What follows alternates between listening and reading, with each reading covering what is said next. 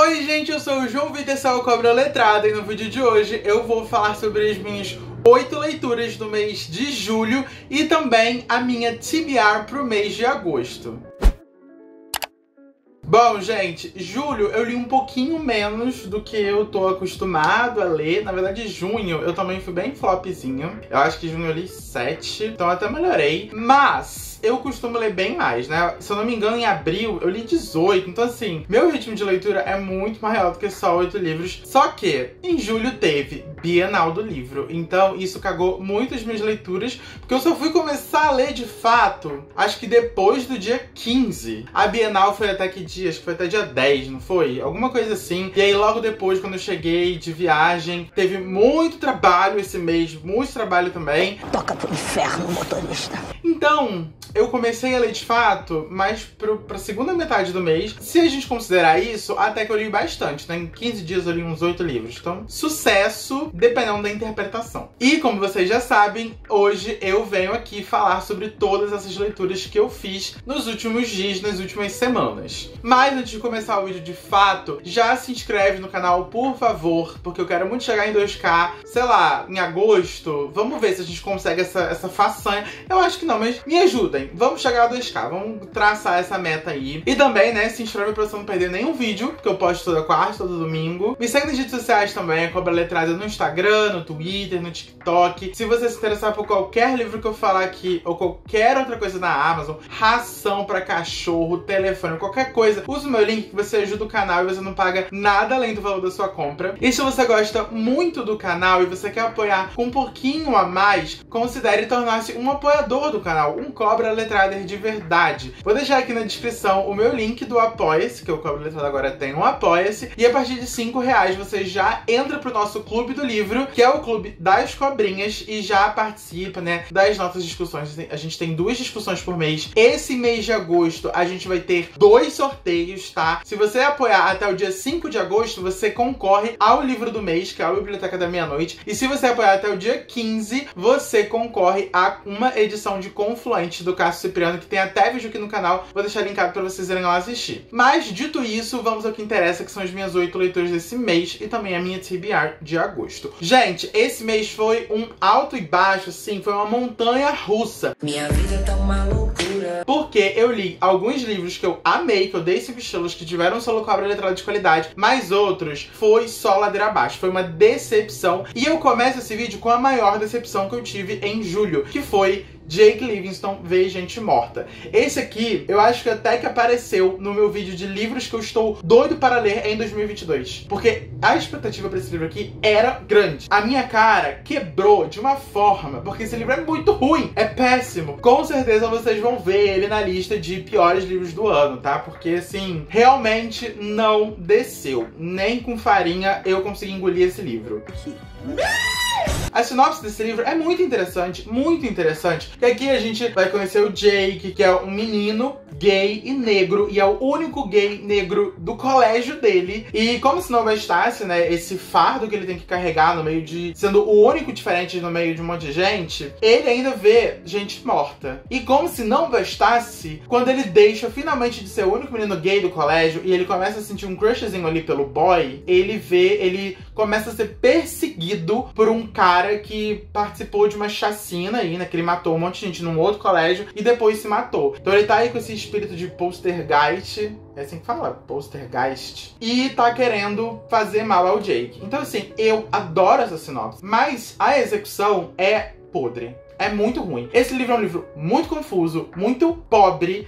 Os diálogos chega a ser cômico. É realmente muito ruim. Os personagens são muito bidimensionais, a gente não consegue se conectar de jeito nenhum com eles. Sei lá, eu acho que o autor teve uma ideia muito interessante, mas que precisava ali de uns meses a mais, sabe? De uma leitura crítica pra falar, amigo, vamos rever isso daqui, sabe? Vamos reescrever um pouquinho isso daí. E acabou, né, tornando isso aqui. Eu adoro essa capa, mas realmente a história ficou com Deus. A única coisa que me fez não dar, sei lá, 1 estrela pra esse livro é que o pouquíssimo do romance que tem aqui me deixou boiolinha. Porque assim, vocês sabem que qualquer migalha de romance gay, de romance aqueliano, aliás, eu vou gostar. Então, por quê? Porque eu vivo de esmolas e é isso, tá tudo bem. Então, quando eu vi que tem um negocinho desse tamaninho assim, eu gostei dessa parte, mas foi a única também. Depois, como eu falei, né, uma montanha-russa, eu fui lá pra cima e eu peguei pra ler Confluentes, do Cássio Cipriano, que, né, como eu falei, está sendo sorteado para os apoiadores do canal. E esse aqui eu fiquei muito boiolinha quando eu terminei de ler. Enquanto eu tava lendo, quando eu peguei pra ler, primeiro que só na capa já dá pra ver que é um livro que eu vou gostar, porque como eu acabei de falar pra vocês, eu adoro um romance aquiliano, não é mesmo? E, gente, essa capa também, olha, muito linda mesmo. Tem até um vídeo, tá, que eu conto lá tintim por tintim do que eu achei, então vou deixar linkado pra vocês irem lá assistir. Mas aqui a gente vai conhecer, né, brevemente falando, a gente vai conhecer a história de um agroboy e de um professor de literatura que foi pro meio do mato. E aí, lá no meio do mato, quando esse professor acha que, né, não vai encontrar ninguém, ele encontra o quê? Um agroboy deus grego, e aí coisas vão acontecer entre os dois, porque obviamente eles vão se pegar, que nem tá aqui na capa. E assim, é uma história mais adulta, não é um jovem adulto, tá? Tipo, Jake Livingston é muito distante disso, mas é uma história tão bem construída e, apesar de ser pequena, é muito bem construída. Eu me peguei muitos personagens, amei a escrita do Cássio, então assim, por favor, leiam este livro. Eu dei 5 estrelas, tem o selo Cobra Letra de Qualidade. Vão lá assistir o vídeo mais uma vez e só leiam. E depois, gente, continuei ali, né, nas leituras boas, porque eu peguei um outro nacional, que foi O Sussurro do Árdego, do Vincent Bernardo. Esse eu enchi os stories falando, porque eu tinha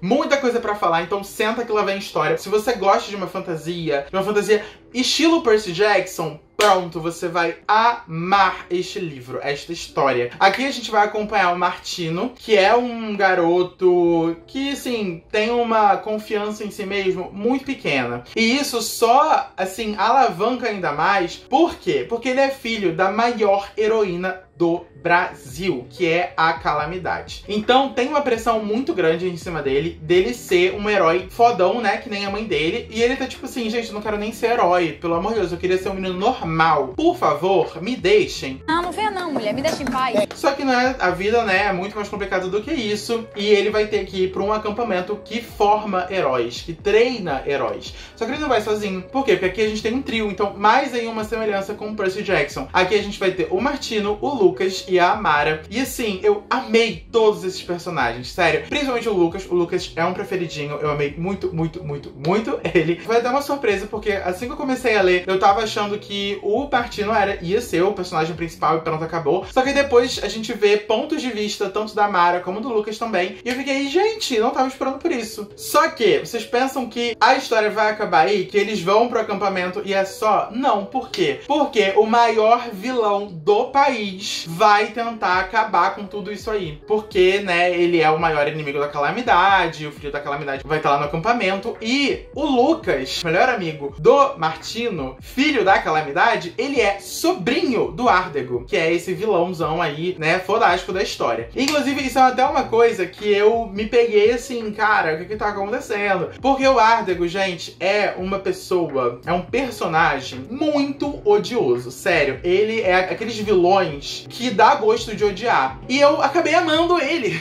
Eu achei ele muito carismático, sei lá, se é que pode ser possível a gente achar um vilão carismático. Com certeza é possível, sim. Porque tem vários vilões super carismáticos. E ele foi um vilão que eu gostei. Eu não sabia se eu torcia pra ele realmente cometer aquelas atrocidades ou se eu torcia pra ele ser derrotado. Eu fiquei nesse conflito aí, porque ele é muito legal. Ele é um vilão muito legal, só que ele é um vilão muito cruel. O que está acontecendo na minha cabeça? É uma história que também tem muita representatividade, tá? E é uma representatividade tão orgânica, porque assim, hoje em dia, tá, convenhamos aqui no off pra gente. Abafa. Tem muita história aí que a representatividade é um pouco forçada, tá? Só pra falar que tem. E essa não, essa é representatividade muito orgânica. Tem personagem gay, tem personagem índio, tem personagem negro, tem personagem não binário, que eu achei sensacional também, que inclusive é um dos meus preferidos, que é Cauê. E assim, ele é muito interessante, muito importante pra história. Inclusive, já que falei de Cauê, eu preciso falar pra vocês que os personagens secundários também são muito interessantes, são muito legais e agregam muito à história, porque às vezes a gente sabe que alguns personagens secundários não fazem a menor diferença. E pra essa história fazem, gente. O Bernardo realmente conseguiu construir aí uma teia que tudo faz sentido. E assim, prepare-se pra uma história que tem ação do início até o fim. Sério, é muito dedo no cu e gritaria.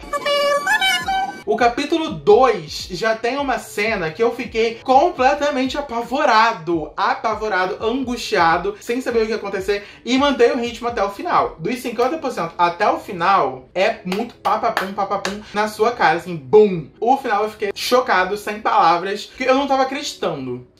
Até falei nos stories que eu queria o Bernardo, que é o autor, na cadeia, porque ele não tinha esse direito. E eu vou até reforçar isso aqui. Bernardo, eu quero você na cadeia e eu quero o segundo volume pra ontem. Sem falar que a parte dos poderes, né? Porque, como eu falei, aí é uma história de super-heróis e tudo mais. E a parte dos poderes é tão bem explorada. Eu nem tava achando que ele ia falar muito, assim, de como que surgiu o poder de cada um e tal. Mas teve um capítulo que a gente conheceu os poderes de alguns personagens. E eu achei muito bem explicado. Muito bem explicado. Eu realmente fiquei muito imerso, assim, na história, sabe? Então, assim, acho que já ficou muito claro que teve o selo Cobra Letrada de Qualidade e foi 5 estrelas. Mas aí depois a gente, desceu um pouquinho, mas não é uma leitura ruim, vocês vão entender, porém foi uma decepção. Eu estou falando de Bloom, dessa HQ aqui, super, hiper, mega comentada, tá todo mundo falando dela, mas assim, João Vitor, né, por que é uma decepção e tal? Por quê? Porque esse livro, basicamente, foi vendido exaustivamente como um Heartstopper da vida. Nossa, quantos vídeos, Reels, TikTok da vida eu não vi falando, se você gostou de Heartstopper, você vai adorar Bloom. E, gente, eu tava real achando que ia ser tipo um Heartstopper da vida. E não é. Heartstopper é 1000 vezes melhor. Assim, eu posso até dizer que os traços, né, a arte da HQ, eu vou até mostrar aqui pra vocês.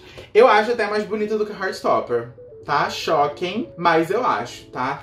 O ilustrador, eu acho que é o Kevin Panetta. Na verdade são dois, é Kevin Panetta e Savannah Ganucho. Eles arrasaram na parte gráfica da história. Mas a história em si não me convenceu, não funcionou tanto assim pra mim. Porque, assim, na verdade, é um romance, acho que é muito claro, até porque é vendido como Heartstopper. E a parte do romance é muito fofa, tá? É muito fofa, só que ela demora pra acontecer. E eu peguei ele querendo o quê? Querendo romance. O que eu ganhei? Um monte de receita de pão. Eu não sou o Didi, sabe? No Sal Tem Pão e Morreu. Não sou o Didi. Eu não tava querendo receita de pão aqui, sabe? Eu tava querendo um romance entre os dois personagens. Isso demorou muito pra acontecer. E aqui a gente vai conhecer esse personagem aqui. Ele trabalha numa padaria, que é a padaria dos pais dele. Inclusive, eles são gregos, eles são descendentes de gregos, aliás. Então tem muita coisa aqui da Grécia, se não me engano. Se não me engano é da Grécia. Eu acho que é da Grécia, sim. Só que ele quer sair da padaria, porque ele quer viver a vida dele, sabe? Ele tem uma banda, ele quer seguir os sonhos dele. E aí, abre essa vaga, né, de confeiteiro. E esse boyzinho aqui, ele tá ali na cidade, visitando a avó dele e precisa de um emprego. Aí ele vai lá, ele é contratado, porque ele é muito bom. E eles vão começar a se aproximar e a história vai se desenrolar a partir daí. Só que é isso, sabe, gente? O romance aconteceu muito tarde, na minha opinião. É muita receita que não tem a menor necessidade. Assim, beleza, legal e tal. Mas eu achei too much. Os personagens secundários aqui, ao contrário de Sussurro do Árdago, são completamente chatos, desinteressantes e desnecessários. Eu realmente não vi necessidade nenhuma, por mim podia ter focado neles dois e pronto. Então, assim, como eu falei, não é uma história ruim. Eu acabei dando 4 estrelas. Eu sei que eu tô falando muito mal aqui, mas eu gostei. Eu gostei porque é um romance, né, aquele ano. Então, assim, me fez ficar boiolinho quando eu tava lendo. Mas da metade pro final. Então eu acabei dando 4 estrelas, mas eu acho que a expectativa é a pior inimiga do leitor, né? A forma como ele foi vendido exaustivamente prejudicou a minha leitura. E aí um outro que, na verdade a gente vai até numa sequência, tá? De a expectativa é a maior inimiga do leitor. Por quê? Porque o próximo que eu li foi Lore Olympus, que inclusive esse aqui eu tenho até medo. Na verdade eu tô até com medo de Bloom vocês me xingarem muito, mas esse aqui eu tô até mais com medo, porque esse aqui é mundialmente conhecido e bem falado. Eu sei que esse livro é um dos livros mais aclamados aí da atualidade, e eu estava esperando que fosse realmente tudo isso, e não funcionou pra mim. Simples assim, não funcionou pra mim. Eu comecei a ler, eu tava gostando assim das cores e tal, só que eu tava toda hora assim, e aí? Quando que a história vai engatar? Quando que vai?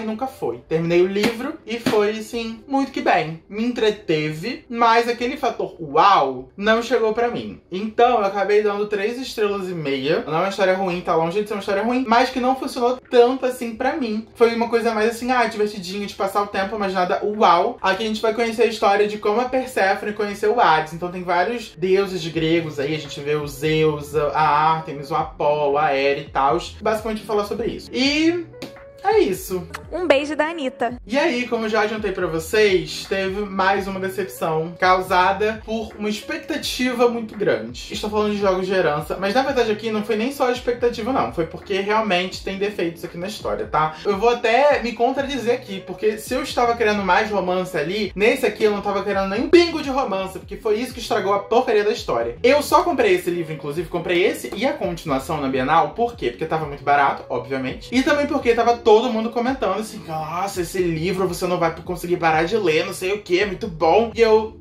nossa, quero ler então, né? Exatamente isso que estou precisando. E realmente, gente, peguei pra ler esse livro quando eu tava indo pro trabalho e em questão de, tipo, 1 hora que eu tava no ônibus, até menos, tipo, uns 50 minutos, eu li 100 páginas. Eu li 100 páginas numa tacada e eu nem senti. Eu quase perdi o meu ponto, inclusive. Porque tava muito papabum. Porque a história, ela cria um ambiente que você fica muito interessado. Porque aqui a gente vai conhecer a personagem principal, que é super pobrezinha, sabe? Assim, bem pobrezinha. Não tem nada, não tem onde cair morta, inclusive dorme no carro. E do dia pro outro, ela descobre que ela ficou bilionária, que um cara super fodão da sociedade, que tem, né, bilhões de dólares, morreu e deixou uma herança pra ela. E é um cara que ela nunca ouviu falar na vida. Quem dirá viu na vida. E aí a gente fica tipo, gente, por que que este cara deixou essa herança bilionária pra essa menina? Sendo que o cara tem uma família grande e pra essas pessoas ele deixa, tipo, uma mixaria comparado com a herança da menina. Então a gente fica muito interessado pela história. Só que, depois das 100 páginas, é um livro grande, tem mais de 400 páginas, tem tipo 450, eu acho. Eu acho que a autora meio que derrapou, porque ela colocou um romance que não tem nada a ver. Juro, esse romance pra mim é podre. Podre. E ainda estão falando que no segundo volume o romance é até mais evidenciado. Eu tô assim, pelo amor de Deus, gente. Não. Esse romance estragou real a história pra mim. De verdade. Porque é uma história que não precisava, não tinha necessidade nenhuma. Sério, se não tivesse esse romance, a história ia funcionar até mais. Só que também tem um outro defeito. Como o próprio nome do livro já diz, é Jogos de Herança. Então, as pistas que a gente vai ter, a gente vai descobrindo, né, por que que esse cara deixou pra essa menina toda essa herança, é em formato de jogos. Porque, basicamente, essa família aí que ela vai se inserir, ela é, tipo, sei lá, viciada em jogos, sabe? Desde criancinha. E aí o cara morre e deixa um monte de jogo para as pessoas ficarem competindo para saber o que aconteceu e por que que deixou essa herança toda pra menina. E assim, é até legal no início, só que depois fica muito cansativo. Muito cansativo. Eu não aguentava mais. Na hora que a gente acha que a gente descobriu, tem uma outra dimensão que se abre e tem mais pistas e mais jogos, mais dilemas a serem resolvidos. E eu fiquei, não aguento mais, acaba! É um livro que começou muito bom, o final também eu achei bem interessante, mas a meioca e esse romance, Então eu acabei dando 3,5 estrelas. Aí depois, gente, eu peguei Jochen Pô, da Marta Vasconcelos. Por quê? Porque é uma releitura que eu fiz, né? Eu já tinha lido essas duas histórias, porque na verdade, pra quem nunca ouviu falar de Jochen Pô, aqui dentro tem 2 contos que a Marta tinha lançado anteriormente lá pelo Kindle, né, na Amazon, de forma separada. Tem Jochen Pô 1, Jochen Pô 2, e aí agora ela publicou pela Se Liga essa ediçãozinha maravilhosa física com os 2 contos. E assim, eu sou completamente apaixonado por esses 2 contos, desde quando eu li o primeiro, sabe? E eu gosto muito da Marta também. Pensei assim, cara, eu tô muito decepcionado com essas leituras, eu preciso de algum conforto no meu coração. Peguei pra ler e foi exatamente o que eu tive, sabe? Isso aqui sempre vai ser 5 estrelas no meu coração. O personagem principal, que é o Samuka, é Swift. Eu consigo me ver muito nele, não só pelo fato de ser Swift, mas tem muitas características dele que eu me vejo. Então tem toda essa questão da identificação também. Então assim, só o que eu preciso falar pra vocês é que vocês precisam ler essa história. É uma história fofinha, é uma história leve, apesar dos assuntos que aborda, porque vai falar aí de pandemia e tal. E o final é muito fofo, te deixa com o coração quentinho, sabe? E aí, fechando o mês de julho, eu li Depois da Caixa Preta, que foi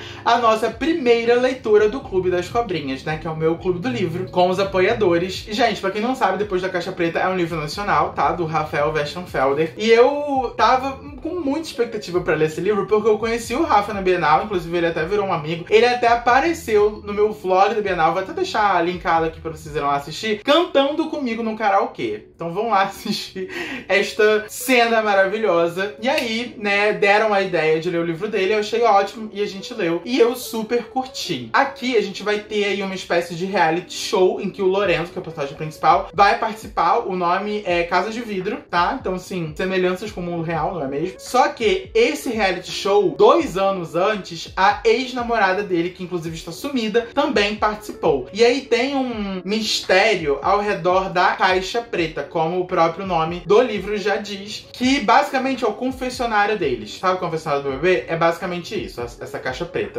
Então, por esse motivo, hoje eu vou ter que voltar no babu. E aí as coisas vão se desenrolar a partir dessa caixa preta lá dentro da Casa de Vidro. E é só isso que eu posso falar, porque quanto mais eu falo, mais eu vou, né, atrapalhar a experiência de vocês. Mas é um livro muito interessante, tá? Eu confesso que eu não curti tanto, assim, os pontos relacionados ao reality show. Eu achei que foi uma coisa muito BBB, um copia e cola, digamos assim. Então, eu não curti muito, porque, enfim, era algo que eu já conhecia, sabe? Porém, a parte do mistério é sensacional. Juro pra você, eu tive arrepios lendo uma determinada cena aqui que envolve essa caixa preta. Quem já leu vai entender. Porque a forma como o Rafael escreve é brilhante. É brilhante. Ele realmente consegue construir um cenário que parece que a gente tá lá. Parece que a gente é o personagem vivendo tudo aquilo. É bizarramente assustador. Só leiam pra vocês entenderem o que eu tô falando. Então esse mistério eu amei, amei muito. E é um livro também que é plot atrás de plot atrás de plot. A gente tem um primeiro plot ali e eu fico...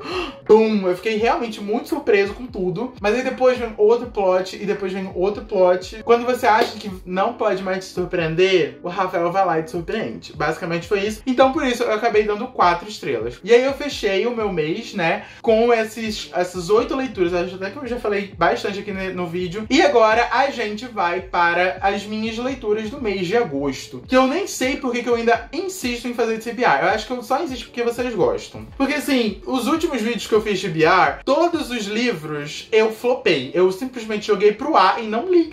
Mas esses 5, eu juro pra vocês que eu vou tentar ler agora em agosto. O primeiro é A Biblioteca da Meia-Noite, porque como eu já falei pra vocês, esse livro aqui vai ser o livro do mês, lá do Clube das Cobrinhas, né, que é o meu clube do livro, com os apoiadores. Então assim, se você quer ler esse livro, inclusive é maravilhoso, com a gente, já clica aí no link aí na descrição pra você tornar-se um apoiador e até participar do sorteio, tá? Se você apoiar até o dia 5 de agosto, você vai estar participando do sorteio dessa belezura aqui. É um livro que eu já li, que eu amo, tem muitas marcações, tem até vídeo aqui no canal, vou deixar linkado pra vocês irem lá assistir depois. Mas assim, vem ler com a gente, tá? Que esse livro é muito bom. O segundo é um livro muito hypado, que já estou até vendo aí uma possibilidade de um vídeo aqui pro canal. Estou falando de A Guerra da Papoula. A gente tá... O Booktuber, o Booktok, o Bookstagram inteiro está lendo esse livro. Só eu que não tô ainda. De agosto não vai passar. Eu preciso saber o porquê do hype desse livro. E um outro também, que quem não está lendo A Guerra da Papoula está lendo esse, é A Hipótese do Amor, né? Gente,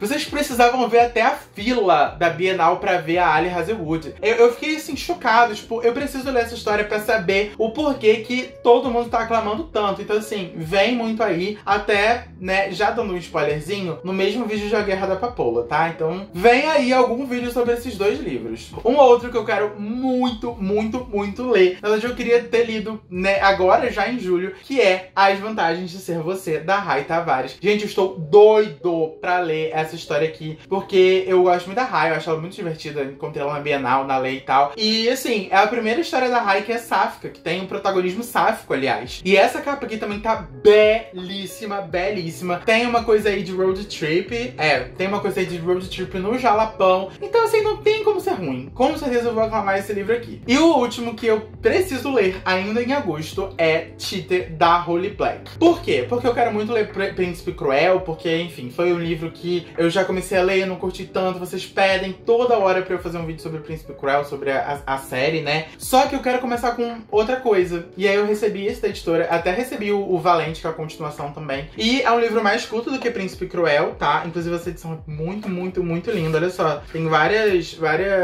ilustrações. E olha só, Essa é uma edição muito bonita. Então, eu vou começar a ler Holly Black por esse livro aqui. Na verdade, Holly Black eu já li, né? Porque eu já li toda a coleção de As Crônicas de Spiderwick, que é escrita pela Holly Black por um outro autor que eu não vou lembrar o nome. Mas enfim, quero ler Teeter agora em agosto. E bom, gente, esse é o vídeo de hoje. Espero que vocês tenham gostado. Vocês já leram algum desses vídeos que eu falei no vídeo? Se sim, me contem nos comentários se vocês concordam com a minha opinião, ou se vai ser um desses que eu pretendo ler em agosto, pra eu saber se vai dar bom, se não vai. E a gente se vê no próximo vídeo. Tchau!